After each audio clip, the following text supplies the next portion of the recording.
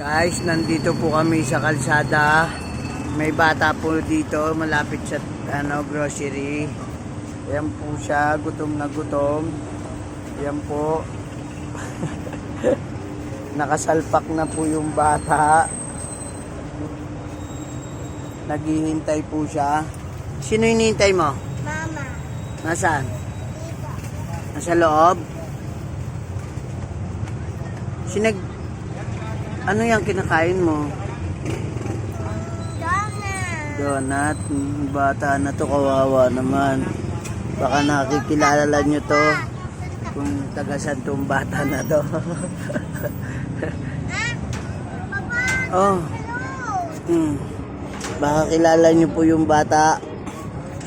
Nandito po siya malapit sa grocery. Baka kilala nyo po yan. Ayan po yan. Ayan po yung bata. Anong pangalan mo?